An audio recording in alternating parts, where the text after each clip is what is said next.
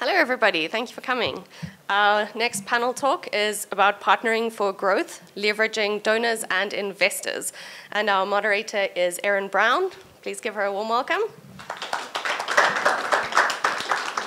Erin is the Deputy Director of the Management Bureau's Office of Management Policy, Budget and Performance at the United States Agency for International Development, working in equity and partnerships. She's a two-time Gears of Government Award winner at USAID and holds 2 master's degrees in public policy and organizational sciences. I'll hand over to you to introduce the rest of the panel. Awesome. Thank you for that introduction. I want to go ahead and introduce to all of you. We have, and I will start down furthest from me. This is Ruth Buckley. Ruth Buckley is the Performance Improvement Officer for the United States Agency for International Development, or USAID. We have Jen Fenwick, who is a consultant is a consultant in fundraising, and also is a consultant for Interledger. And then we have Chris Lawrence, who is the head of programs at Interledger Foundation, and I'm sure is familiar to all of you. And so I think I wanted to try and level set for why this session is important, right? Because this is not, about, there's no technical speak here, right? And so this session is really important because the grants that some of you may have received from Interledger, they allow you to prototype digital finance solutions that allow citizens in your countries or global citizens to have full economic citizenship and contribute to stable and inclusive economies. But while you may have enough to plant a seed, right, when you are looking to grow beyond that, how do you get the funding necessary to realize a more bountiful harvest? So how do you move beyond the prototype and being in the sandbox to scale up and maximize adoption of your solutions? So the focus of this conversation is how do you prepare yourselves to pursue other funding sources, such as those with bilateral government donor organizations like USAID, venture capital firms or foundations, in order to scale up your current digital finance solutions and reach a broader audience. And so I'm so glad that we have our esteemed panelists here today for this conversation. But just to flag for you, this is a community conversation, right? This is what I love about Interledger. You have established community, right? And so this is a community conversation in a safe space. And so in order to do that, this conversation will be, off the record and non-attributional, in that we don't want to attribute any of the statements that are made here to a specific individual, right? This is a discussion. So while I have questions prepared, I most definitely want for you to feel as though you can ask the questions that you may have and actively engage in the conversation, okay?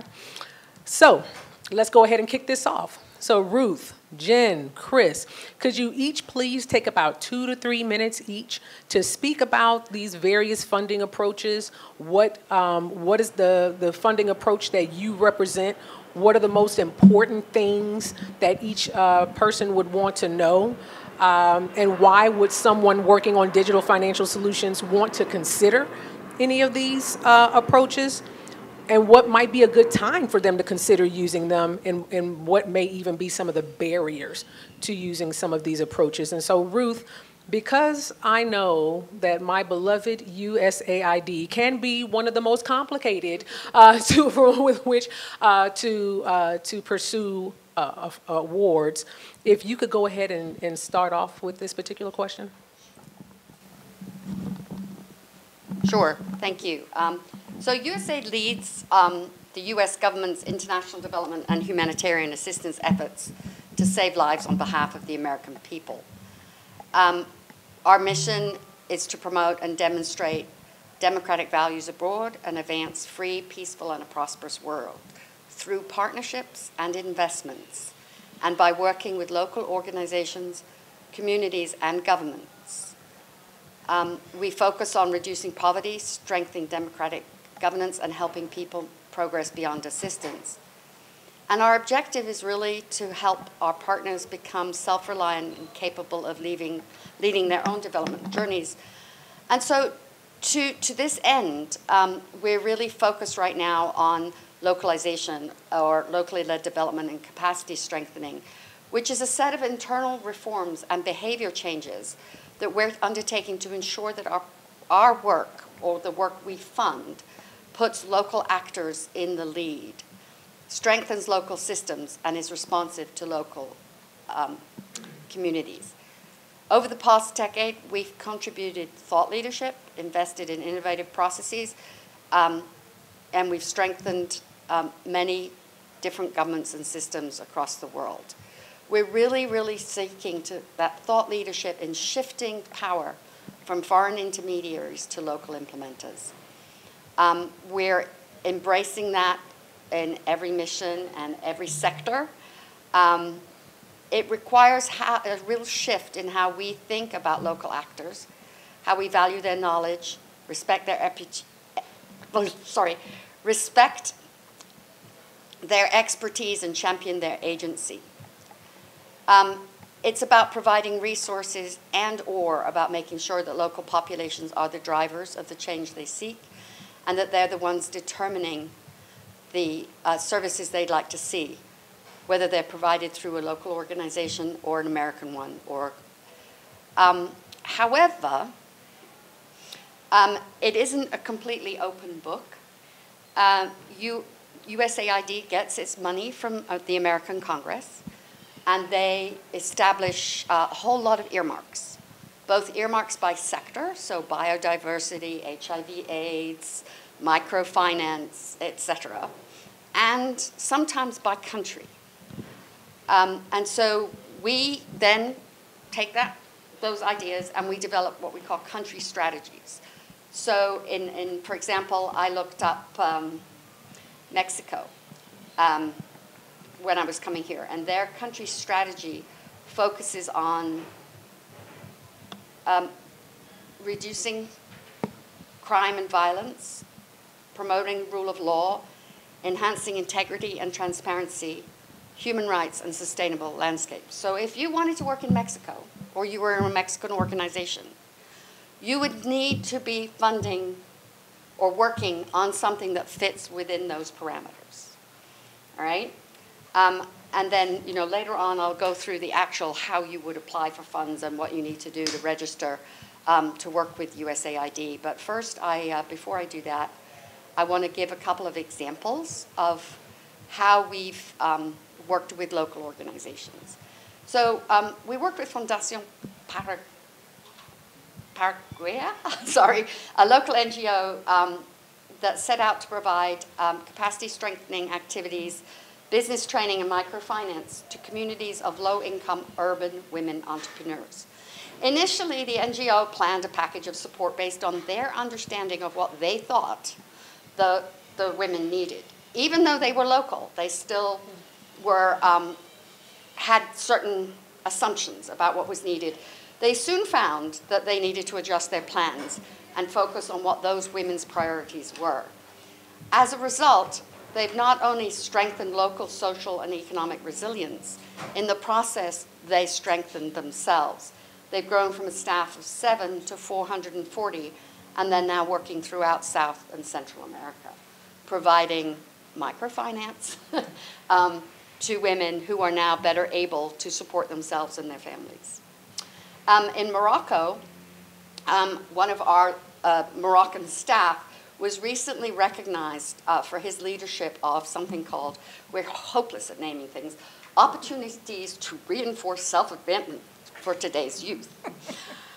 He was recognized by the Wali of Rabat, which is the region's government, for his successful collaboration with the government of Morocco.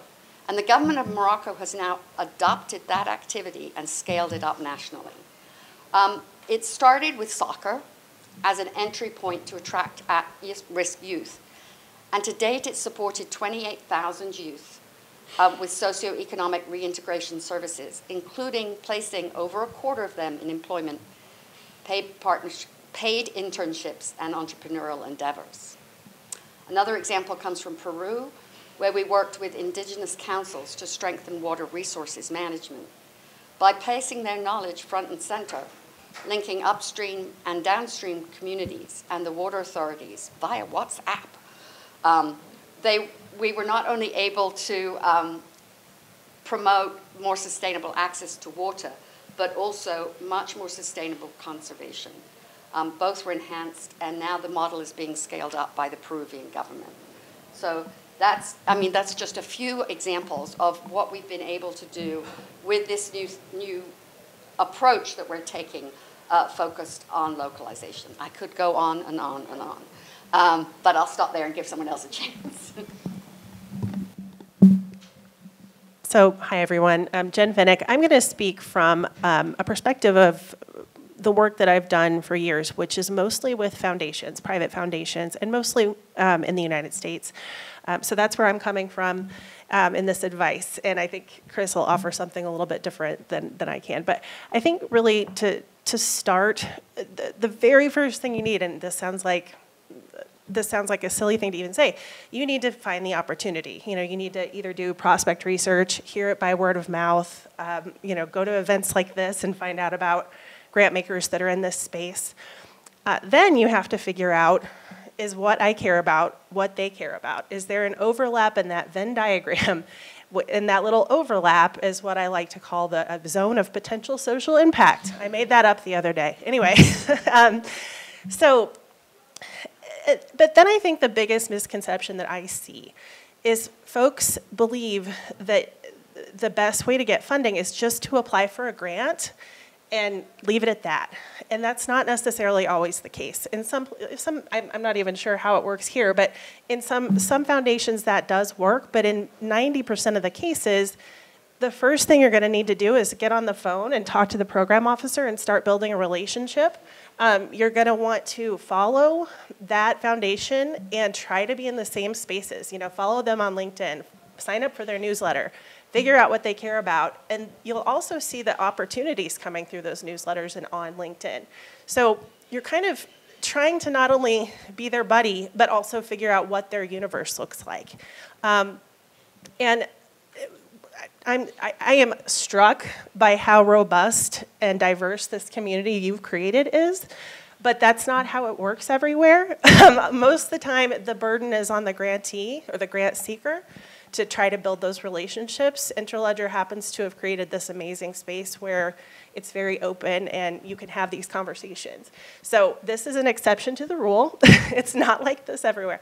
So you do have to think about setting up very simple communications plans to make sure you're reporting and building these relationships and going back just to make sure that, I like to say treat them like your friends, because you're working together on really amazing social impact. And over time, you build really strong collegial relationships. So that's my, 101. Let's think about what the basics that you need.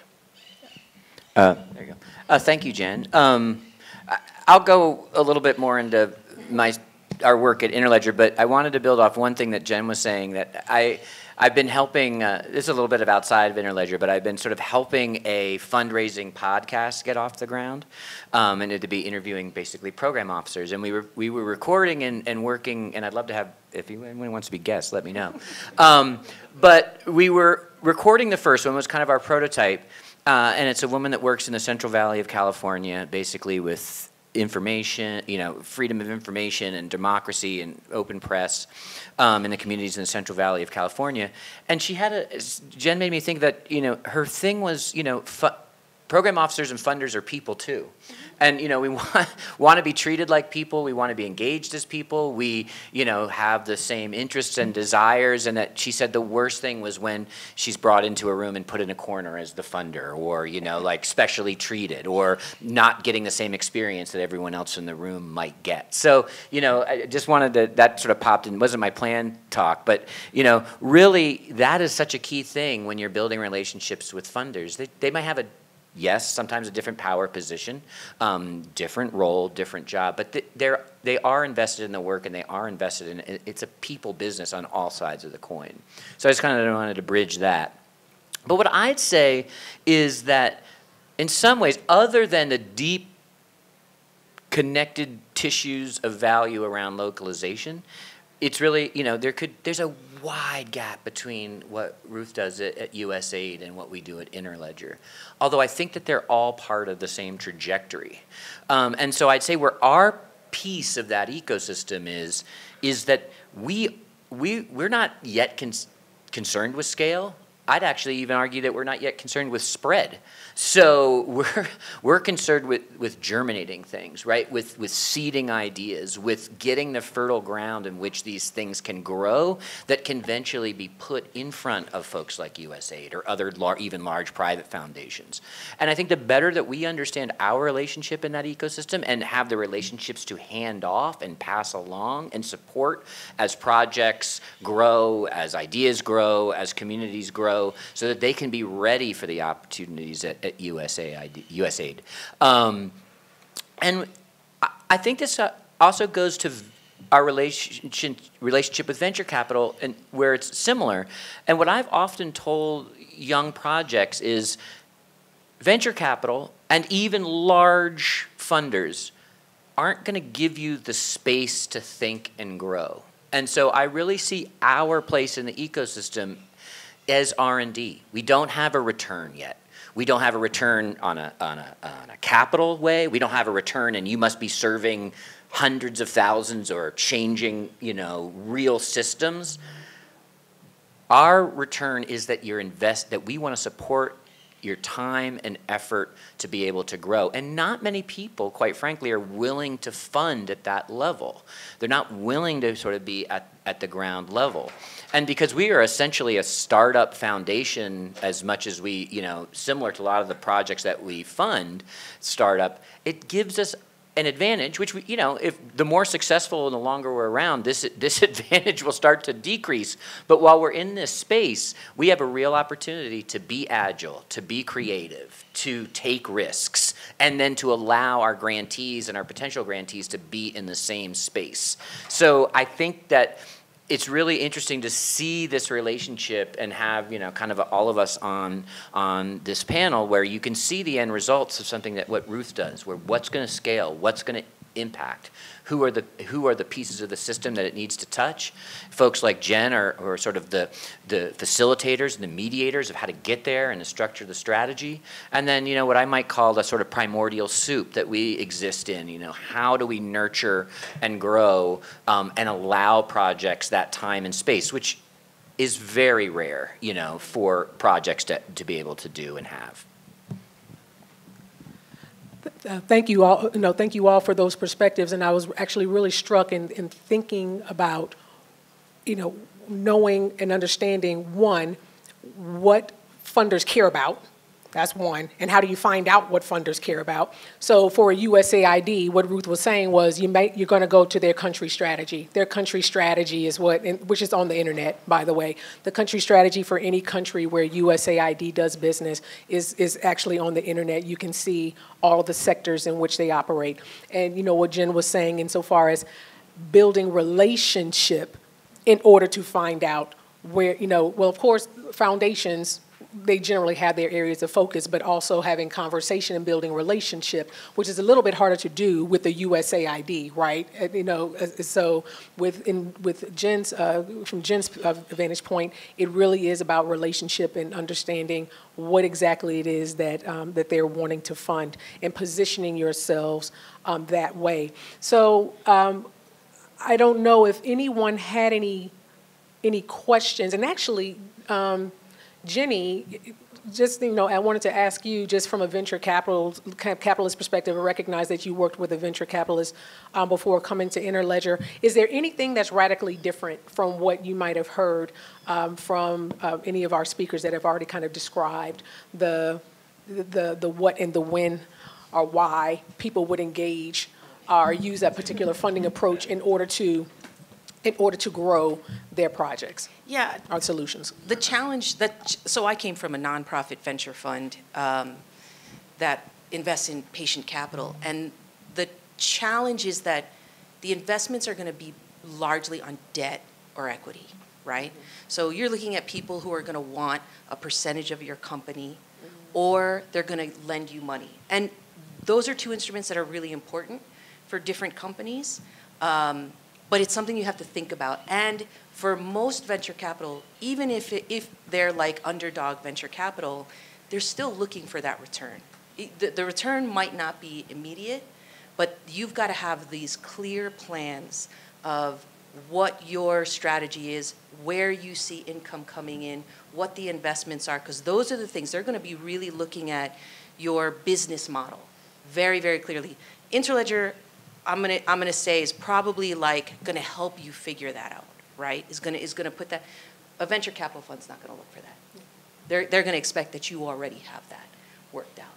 And so that's a huge difference that I see, because even USAID is not looking for a return.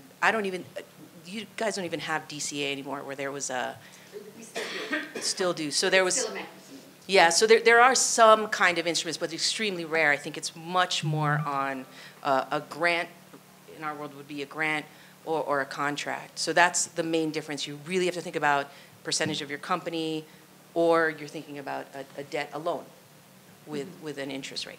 And, and so then you actually bring up an excellent point, which is about the fact that what they care about, and venture capitalists, USAID, a lot of these foundations, they care about impact, right? And so thinking about, because I'm thinking about the party that we had last night and going around the room and hearing all of the different presentations, and a lot of the presentations, you were immediately about the how all of this kind of works, as opposed to why does it matter and what's the impact that it's going to have whenever we do get this out of the sandbox, right? So when presenting yourselves to these organizations, what you lead with may be a little bit different than what you lead with in this space, right? So, so I think that that's something that I wanted to make sure to emphasize. So, but, I have some questions for our panel, but I first want to turn it over to you, because I did say that we want, if you all have questions and want to have you be active participants in this. So were there any questions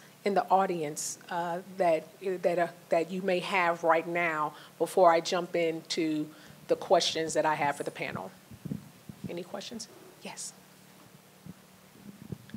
Thanks for the wonderful discussion. I wanted to understand, suppose you're we are a business. I have my own business, but large part of it is it's a social impact business. So a large part of it is creating things that you have to actually give it for free to the industry or to the world to build up the impact that you want to make, and then build your business on that, because the revenue would come and it would actually enable not just your business but the whole industry or the world at large. So how do you make that a demarcation in between that you need grants or philanthropic money to create such that, because you cannot put your company's revenue into these kind of activities because it doesn't make financial sense. You'll be bankrupt in no time. So any inputs on that? How do you identify and take any steps into that direction? Jen, did you want to take a crack at that first? I can speak a little bit to that in terms of most of the organizations I work with are actually nonprofits, not businesses, but I normally give them advice to create a business model anyway and think of your nonprofit as a business and have several revenue streams, not just one. Relying on grants only is probably not the best idea. So, what other ways? You can make money in lots of different ways as a nonprofit. I know you're not in the U.S., right? Not yet. Yeah, okay. So we are in Europe and Asia. So both of the places we have registered for-profit business. So I'm not a nonprofit. Right. Yeah, I think that's as far as I can go in terms of advice. I can speak on this a little bit. In that at Interledger, we actually made a pretty conscious decision to not solely fund nonprofits. Businesses, social ventures, individuals, and yes, nonprofits, or collectives, or communities. So we sort of threw out what is typically in a grant type of structure, the folks who can and cannot. But that means that we have to talk to and work with folks like yourself. And what I've often said to them is, think strategically about what kind of funding you want to bring in, but more importantly, why. And so I say, we are going to allow you to spend the money you take from us on R&D, on research that few people are going to, or funding bodies are going to want to fund that. They might tell you they are, or they might let you line item it to some degree, but, and that's just somewhere where we are with our technology, where we are with the foundation, where we are with the community. We're willing to invest in thinking. We're willing to invest in the lab. We're willing to invest in that R&D. And so when I've talked to more business or more venture type of, or, you know, social impact that still have a business plan or business model, I say think of us very strategically. So if you need $75,000 to think about something, to build something, to not care yet if it's going to work, come to us. When you can take that out of the shop, when you're ready to test drive it, then you can go to venture capital, and then you can talk, or what Jenny was talking about, where they're going to looking for some kind of return. So when I've said, okay, so you're a young startup with, you know, a CEO, segment the kind of funding you want to go to. Find folks like myself, and we're not alone, that we want to return on research, we want to return on community, we want to return on thinking. So come to us and get that money and build your lab or have a lab, and then you can take that out of the lab and go and test drive it with venture or with bigger scalable projects. So I think it's like looking at where my opportunities are and how I want to slice and dice how we're going to build, regardless of your how you define yourselves. I love that, because that's exactly why we're having such a session. Go ahead, Ruth. Yeah, thanks. So USAID has a number of different partnership models, actually. We provide grants, we provide contracts with businesses, and we partner with the private sector. We also offer development innovation ventures sometimes, which are like competitions, grand challenges, prizes, firm fixed price awards. I mean, it goes on and on and on, right? But again, I want to underscore the issue is, like, is there an intersection between what you offer and the results we want, right? And if there's that intersection, then you can explore what are the funding opportunities, right? And in order to do that, we have a new website, which I'm going to... workwithusaid.gov. And workwithusaid.gov last week opened up a funding opportunities portal, which shows you what funding is available now, what contracts, what grants, whatever, and it also walks you through all of the steps in the process of how to get funding. So the first, as we've said, is understand us, right? Understand what we want to do with the citizens of a particular country. And the second thing is build a relationship. And so the thing is, you know, it's not necessarily calling someone up on the phone, but if USAID's having an event, go to it, meet people, talk about yourself, you know, use your elevator pitch. The second step is to register to receive USAID funding. And that can be, unfortunately, very complicated because we must follow US government procurement regulation. So there are two things you have to do. You have to get a unique identifier, and you have to get an NCAGE code. Now, there are videos and training modules on how to do both of those things on workwithusaid.gov. And by the end of the calendar year, the entire website and all its contents will be available in Spanish, French, Arabic, and English. Some resources are already available in many more languages, Nepali, Swahili, Portuguese, and various other things. The third step after is identifying you know, partnership opportunities, right, by going to the partner portal. Maybe you want to be a subcontractor or a sub-grantee, so you could find a prime on the website.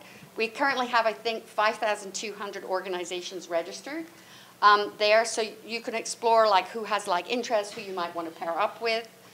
And then the fourth step, of course, is to apply following the requirements specified in the funding opportunity. After that, you know, it may be that you're invited to submit a concept paper, 2 pages, or some missions now allow you to do an oral presentation or send in a video.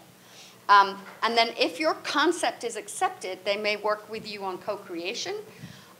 You know, and it's a process that can take to award, it can take anything from 48 hours to a year and a half to 2 years. So I want to give you an example of when we did something in 48 hours. There was an earthquake in Syria and Turkey. And in 48 hours, we funded an organization in Syria, because we can't go there, to provide humanitarian assistance.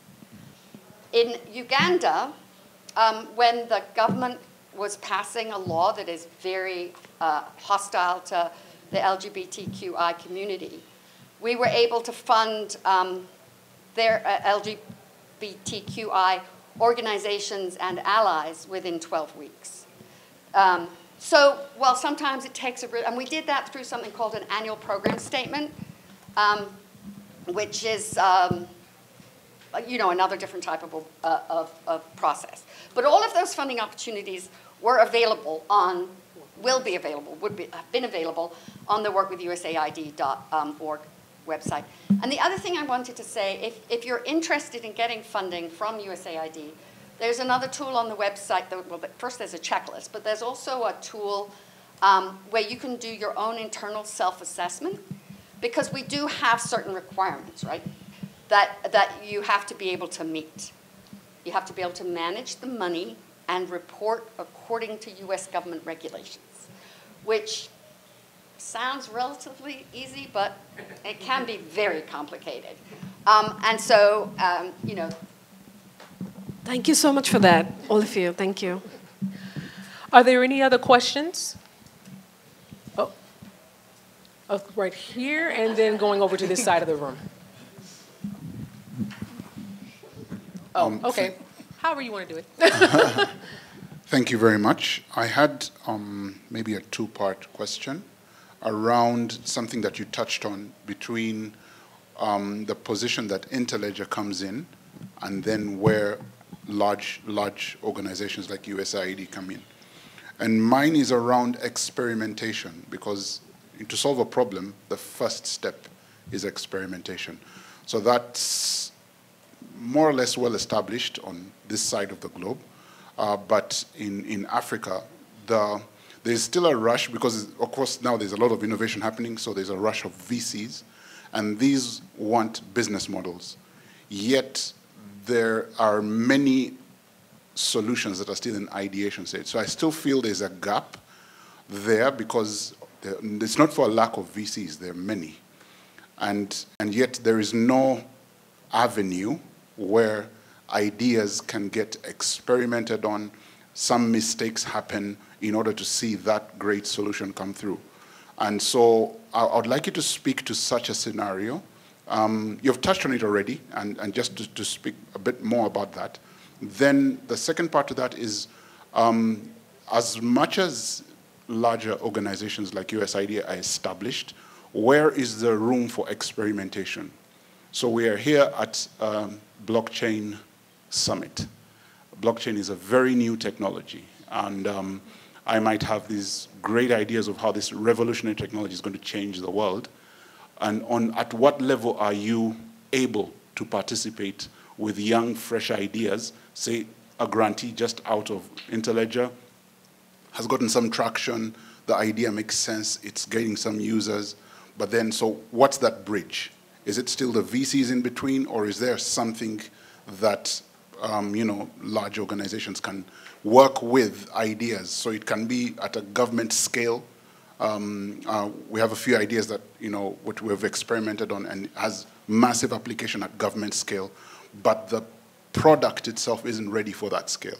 So the experiment works super, but things at scale work totally different from the experimentation. So where is that bridge that helps young startups start, even dare to start working with governments and the USAID?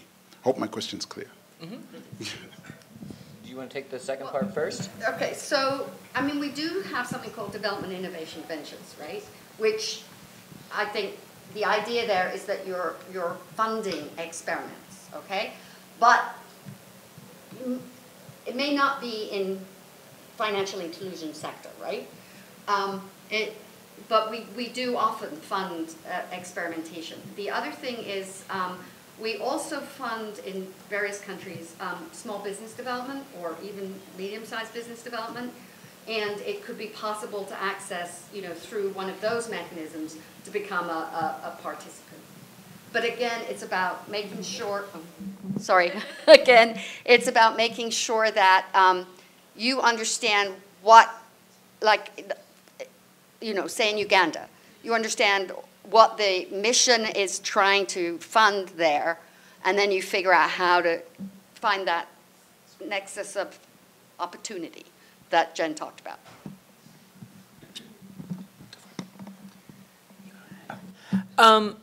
That's a good question. I'll say what we do and then what I'd like to do.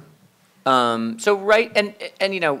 grant programs are, depending how you count it, they're no older than 4 years, and they some ways are no older than 3 years. So, in many ways, we're as young as many of the projects out here. So we're building our process, our models, and also experimenting with our process and our models, as many of you in the room know. So one of the things that we're trying to do is we are trying to scale or scaffold funding through a program, right? So that, there is that initial funding, then, through prototyping, and then through release. So we are trying to make programs that help guide with money, with resources, and with community so that projects feel scaffolded as they grow and mature. And I'd like to build more programs that look and sound like that over time, so that we're, not only are we helping those projects grow, but we're growing in our knowledge along with them, that we're sort of on a similar learning journey as the funder.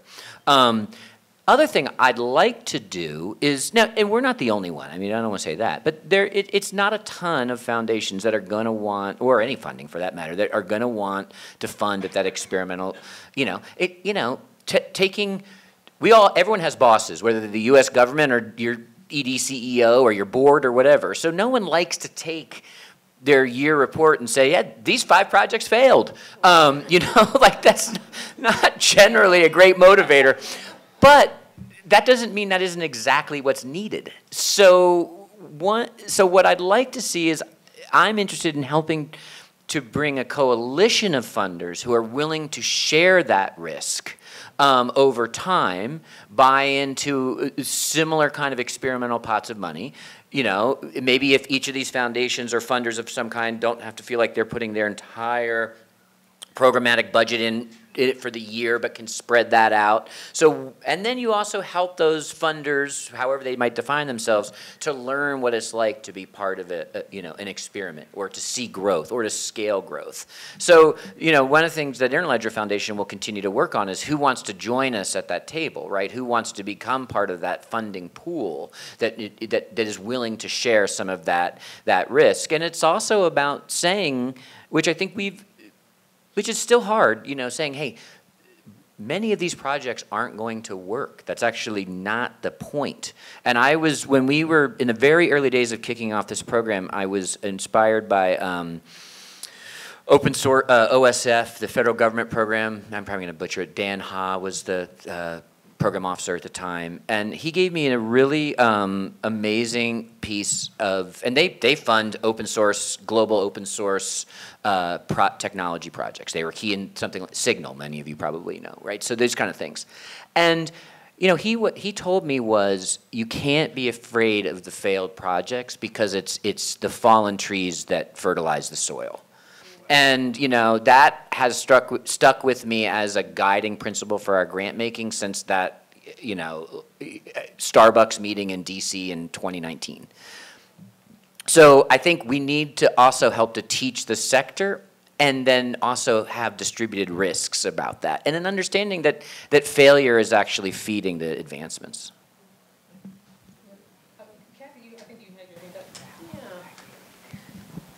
Hi all. Thank you so much for this panel and discussion.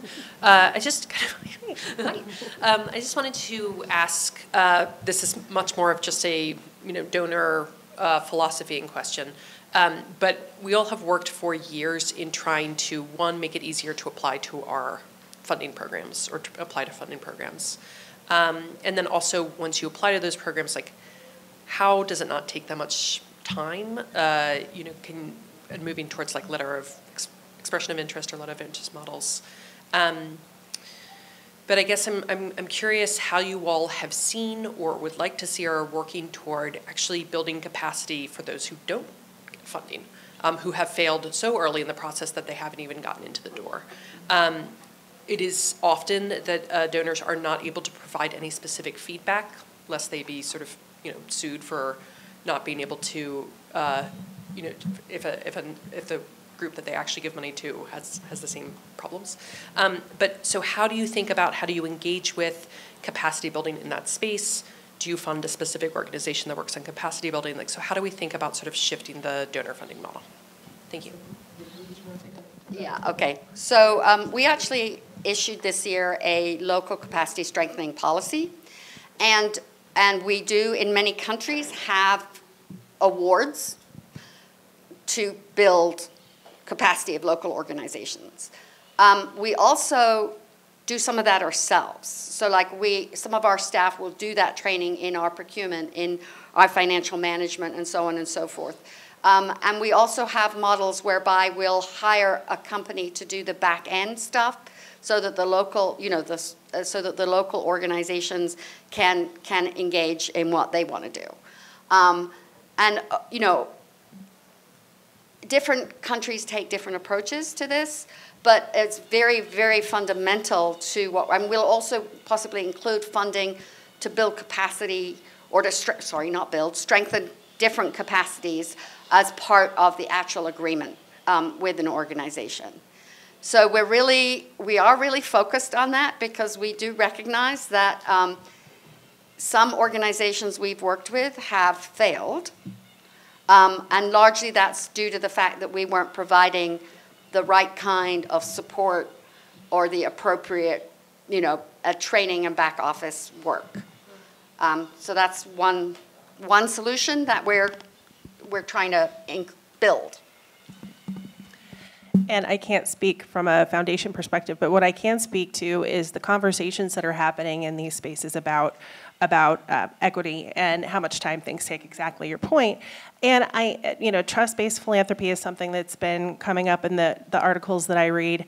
I have seen a few when I say progressive, I mean progressive risk-taking funders who have basically said, you don't even need to write a grant anymore. You just have a phone call with me, and then we'll have another one, and we'll talk about it and see how it goes. And so like that has also happened. Not you, Skywalker. Yeah. So I'm seeing a little bit, but I will say it has been slow. So yeah, I think maybe. So I was recently speaking to a program officer who said, I don't read reports, I don't read grant applications. And it was the same philosophy, like this is a relationship, trust-based model, and now that's not gonna work for everybody, but I do think there is something that we can learn. And I've tried to, be honest, when I came in and started doing this work, even before, with what is now Interledger Foundation, it wasn't even called Interledger Foundation at the time, there was nothing. We built everything from the ground up. There wasn't a process, there wasn't anything. So I was like, okay, this is gonna give us an opportunity to learn about what people do traditionally, and also to integrate some of these trust-based philosophy ideas. I do read reports, and I do read grant applications. But what we wanted to do was, how do we take what some of that stuff works and integrate it into the system? And so to Kat, your point, feedback, maybe we're getting ourselves in some legal risk, but I believe strongly in feedback at all levels. And then I also believe that rejected grants have second opportunities, more conversations, and that we have a robust community that can also pick them up. So it's that exit to community philosophy. It's not always that they get the grant, but we do offer other things that might make them more successful with us or other people down the road. So how do you build that ecosystem that allows even failed grant applications or unsuccessful grant applications to to benefit from the community at large? But we have built feedback mechanics in almost every part. We have open meeting hours when things are open. We will do calls. Every grantee gets written and an opportunity to ask for verbal feedback. And one thing is, I have never heard so many people say, thank you for what you've done, even if we haven't gotten the grant, because it's been an immense learning journey. Because that's part of capacity building, right? Is integrating the feedback. So I can definitely appreciate that. I feel like we had one conversation. Well, let me see. Okay, is that the one that I missed? Okay, I'll try to be quick. Stephanie Perrin again. I think this idea, and it's a truism that we learn more from mistakes than we do from success. So I'm just wondering if you've thought of explicitly pitching to other funders, join us in taking some risky ventures. We need to, because it does seem to me that you need to explore a lot of really risky areas. I'm not sure how to do it, but I think it'd be well worthwhile to do it if you could get some help with the funding. It's in our roadmap to start to do. Do we have it now? No.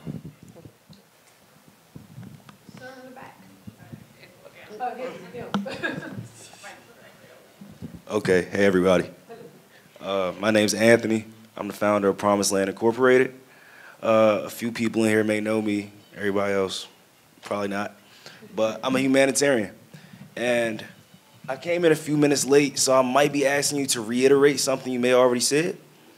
But as a nonprofit organization with multiple years of, proof of concept building, and many successful events only using my money, now it feels as though I'm ready to take the next step to stop giving people fish, but teaching them how to fish. You know, creating infrastructural buffers for people in poverty so their socioeconomic health doesn't get tainted like it can when you grow up in a place like that. So, as a nonprofit founder that's trying to take that is taking the next step, where do I heard you guys talking about grants and funding. How do I do that? Gosh, it's, you know what, this is what I do. I'm a consultant for fundraising, mostly with grants, and it took 10 years of experience, you know, before I could get to the point where I could feel like I could offer services to others to help. And so it's, there's a lot of resources out there that I can help you think about, but it really is, from my perspective, trying to hang with folks who have been at it a while, you know, talk to, ask questions. You know, one piece of advice I actually would have is today talk, you know, when you're here, ask other people about their experiences, ask your, you know, your program officers and folks at Interledger as well. But it's not something that's terribly simple, but there are resources and packages that you can get to set yourself up. Yeah. Okay, can you tell me? So I can write it down. Afterwards, sure. Okay, thank you. Hi there. Thanks for your remarks so far. I'm Melissa, and I've really enjoyed the panel a lot. I think you're giving us a lot of really important information. And so honestly, I am really concerned. I have written so many grants. I have gotten turned down a ton of times. I have won a couple, so you know, there's some optimism, but while I've had some successes and I've grown a program, my concern is really more about sustainability in grant writing. I feel like that framework is really tough because I become so dependent on grant-making entities. And while I know that the work that I'm doing is really important, sometimes the work I'm doing doesn't quite fit the frame that a funder wants to fund. Or maybe they don't understand what I'm doing, and then I'm explaining myself over and over. And the language that I'm using really isn't even on their radar. So it's like I need to be there to make programs available for the kind of work that I'm doing. So I think that there's really a disconnect that I see, and I think that everyone on the panel today has a sense that it's just really tough, you know, to be on the funder and funded sides. And I'm thinking a lot about how I can get to a place where I'm more about working towards wealth creation. So how can we encourage communities to have pathways or directions for more of that sort of wealth generation so that communities can fund projects that are important to us. Like, we can always chase grants, but what's that mechanism? Like, that's my biggest concern. I don't know, I guess it's really just an open question to see what your thoughts and reactions are to that. I mean, you're right. It is hard sometimes to, for example, USAID, do we really understand what all the grantees who apply for money want to do? We get unsolicited proposals. How many of those really do get funded? It depends on whether they fit with our country strategies and whether we understand that fit. However, one thing, not for an unsolicited proposal, but if you do apply for a funding opportunity, you do have the right to ask for that feedback that my colleague was talking about. And I think that's so important, whether you succeed or not, to get that feedback on what do you need to do to succeed the next time around. So I just wanted to throw that out there. But for us, we do have a set of parameters around which that guides what we will and won't be able to support. I'll get two quick pieces of practical advice. One, I do actually, and this is not, an endorsement of Jen, although it probably is. It is worth, if you can, spending a little bit money on a professional to help. I think it saves the time, energy, and money. It's one of those things that's worth the investment, even if it feels tough at the beginning.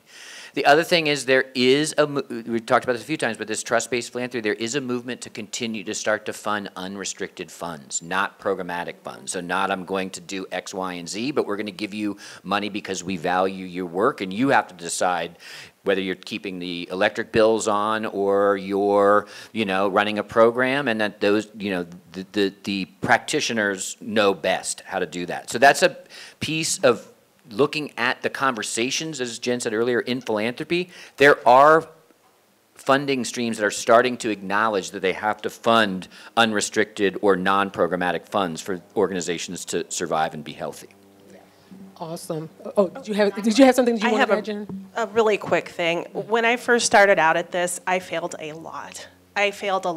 And one thing to think about is if you can find 3 or 4 funders that you can rely on year after year, with those relationships, that's a better strategy than trying to piecemeal everything together. But it is a hustle, and it can be really hard sometimes, so you're not alone.